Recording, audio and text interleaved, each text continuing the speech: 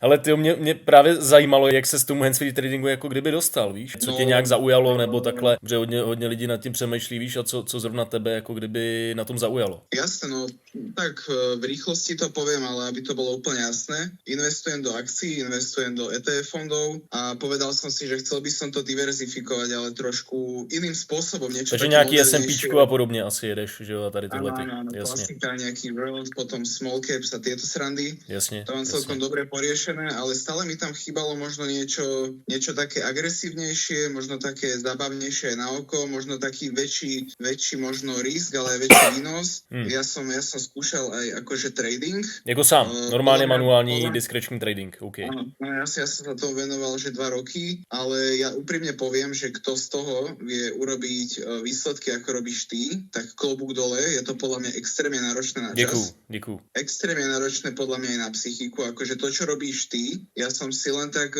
skúšal to nejak predstaviť, že či by som to vôbec dokázal bez šance. No, často jsou nervy, no, víš, jak to je, že jo, ale takhle, dokud máš plán, dokud máš konzistenci, tak to jde samozřejmě, že jo, to víš, že jo, já v tom dělám 6 let, jo, takže prostě není problém. Jo, pak ty emoce vnímáš úplně jinak, pak to pro tebe už není taková emotivní záležitost, co třeba na začátku, víš, takže proto to jde tak, jak to jde, že jo.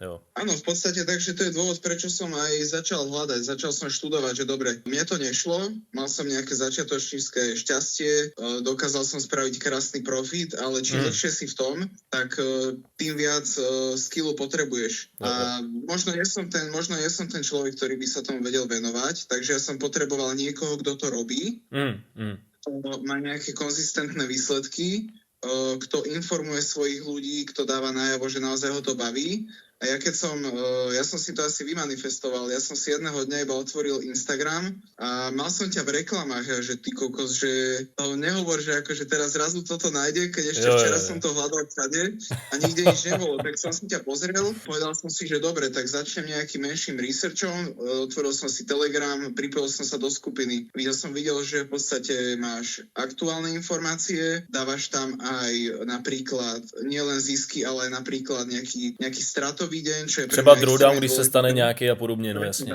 klasika. To je úplne pre mňa alfa omega, lebo všetci títo ľudia, ktorí akože chcú velice zarábať, tak všetci dávajú iba svoje profity obrovské, ale pre mňa naopak, ako už aj z toho investovania viem, že pre mňa sú dôležité aj tie riziká vidieť a ja som videl z tých správ, ktoré si ty písal v tej skupine, že ty si s rizikami úplne vysporiadaný, teda so stratami, pardon. A to bol pre mňa veľký taký bonus, že v podstate vieš to povedať na plné ústa, že dneska nebol ten deň, dneska to nevyšlo, ale postavíš sa k tomu ako frajer, napíšeš k tomu nejaké veci, že je to úplne v poriadku. No, a mňa to úprimne, že upokojí a ja si poviem, že dobre, že v podstate je to v pohode, že OK, ideme ďalej. No jasně, ale jako takhle nechceš hrát hru, jo, protože jakmile takhle budu tam dávat furt zisky a tak dále, tak samozřejmě lidi o to budou mít zájem, ale já chci kvalitní lidi, který ví, jakým způsobem to funguje, jo, který ví, že ten drawdown tam prostě může být a tak dále a proto prezentují ty ztráty, jo, jak pro tebe, tak pro ostatní.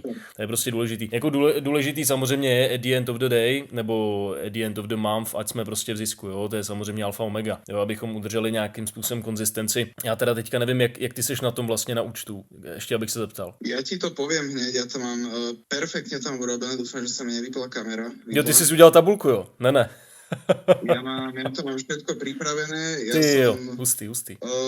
Ty máš CMGčko, CPVčko a potom VBTčko, že jo? Áno. Jo, super.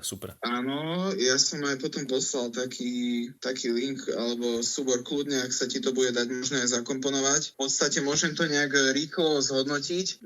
Copy My Gold mám od 8.5., čiže od mája. To mám v podstate jedinú stratovú pozíciu, ale treba povedať, že strata je úplne normálna. Jo. Je to úplne normálna vec, čiže pre mňa to je iba výborný výsledok toho, že naozaj sme na svete a nie sme v žiadnej fiktívnej rozprávke, kde všetci sú milionári. Čiže ja som veľmi rád, že aj jedna tá stratégia je aj stratová, čo si niekto môže povedať, že som blázon, že som rád, ale je to proste fakt. Je to nejaká skúška aj mojich emócií, ako reagujem. Potom mám VBT Gold Alpha, to je akože to odpadávam. Tam máš kolik třeba? Tam mám zisk 8,24% presne za 3 týždne a 2 dní. Takže ja už mám v podstate ako keby ročný výnos SAPčka za 3 týždne. Takže keby som nejaký fajnový, tak ja sa môžem kľudne uzavrieť a nemusím nič riešiť. Ale uzavřít to můžeš, jestli chceš, tak se uklidně uzavři, jo, ale my tam pojedeme dál. V žiadnom prípade. Môj cieľ je mať naozaj naakumulovaný majetok aspoň na 20 000 eur. To je môj cieľ. To je naozaj môj cieľ a potom sa uvidí, že či tam dám ďalších 20, 30, 40. Ja som veľmi spokojný, aj keď som v tom iba 2 mesiace, musím povedať. Jasne, ja viem. Zažil som aj stratové dni a tie stratové dni ma presvedčili v tom, že presne tento hands-free copy trading je to, čo ja som hľadal. Lebo tak, jak si bol v strate, informoval si ma, jak som spomínal, že je to v poriadku, následne si tú stranu dokázal vynulovať a zrazu som bol v pluse, čiže vlastne je to v poriadku. Nič sa vlastne nedeje. Ty robíš to, čo vieš a ja ti verím. Čiže vlastne to je výmenný obchod. My si nevymieňame vlastne peniaze, my si vymieňame dôveru. No, a najlepšie na tom je to, mne sa to veľmi páčilo, keď som sa na to viac pozeral, mne sa veľmi páčilo, že vlastne ty si akoby my si delíme zisk, to znamená, že ty keď napríklad máš stratový deň, tak vlastne nemám iba ja stratový deň, ale máš aj ty. Mám já, no jasně. No tak já tam mám velký kapitál, že jo. Jako já ho mám za prvý na svém účtu a za druhý nemám profit sharing od lidí. Jo, a pak se čeká, než se dosáhne nejvyšší hodnota účtu a potom se teprve dělí. A čo sa mi ešte ľúbi je to, že nie mojich 1000 eur na účte, ty máš prosím pekne 1,5 milióna $. Jo, vidíš to tam taky, ne? Ty si ako keby nemôžeš dovoliť jedného dňa si povedať, že si minus 100%, čiže ja som vlastne v kľude. Ja si riskujem trápnych 1000 eur v úvodzovkách, nebudem presne teda hovoriť, že koľko tam je, ale ja riskujem iba to, čo ja mám a v podstate všetko je na tebe. Jo, je to tak.